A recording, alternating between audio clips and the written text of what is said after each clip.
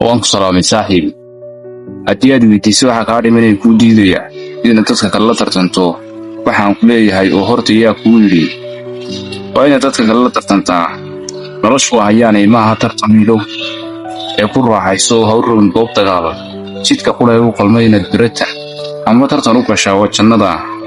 بحياني سقاهين نوى تغال لقوقل تريسانيو يتتنانا باريو تشيد لهين جينك يبخيلها ترتمي لبلو دبوة تقمور كذا النوع ما يرانيسا بخيروه إنه ترتن كقاعد كعضن ولاها وقوقع بيا عالمك جينكو سامحو قايا ترتن أو يهي قاعد كقولا يوقوقو ليسان يا إنو يهي بخيروه إنو سيحوه قلبي قاعد نضيف ساعي dadka kale bulshooda ugu faraxsidii inay ku shaadatahay ugu sacabi dadka lagu tagaara sidii aad naftaada ugu saabin lahayd ku farax heshiiska faa'iidada leh ee uu ganacsaduhu sameeyo sidii inaad adigu heshiiska gashay shaqada marka uu kala daristaagu ugu farax sidii inaad adigu heshay inaad u fiirsato waxay dadka kala haystaan oo fallaar sumaysan oo qalbigaaga ku dhacaysa ka hor inta aan dadka kale haleelin saaxiib adiba waxyaabaha inuu yeerno tartanku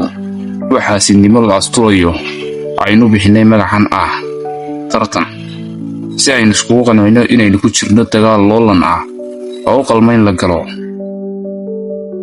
si waanu xasuusno in xaasidnimadu ay tahay dambigii ugu horeeyay ee Ilaahay lagu caasiyo samada intii la joogayba oo waa kii Ibliisiiday inuu aadan u sujuudo durtaarka kaliya uu tidmadaasi u haystay waxa uu ahaa aniga ayaa ka wanaagsan xaasidnimadu sidoo kale waa dambigii koowaad ee Ilaahay lagu caasiyay markii dhulka la yimi oo qaabil walaalkii Haabil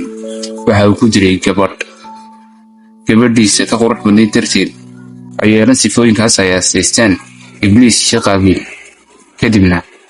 hore waxaan ku jiraa tartan maya saaxiibkayow gudaha ayaad ka gubtahanyoonaysaa maadaama ay qirkaab dhaadhay heleen adiguna aad ka qatan tahay qalbigaaga si wanaagsan u daryeel si wanaagsan u nadiifi si wanaagsan u baahiri bisinka wada wax kastoo wanaagsan oo aad dhigka ku aragto insha Allah asaaqad kastoo qaybka helaan kuna raali noqo waxa uu rabbiga ku qoonteeyay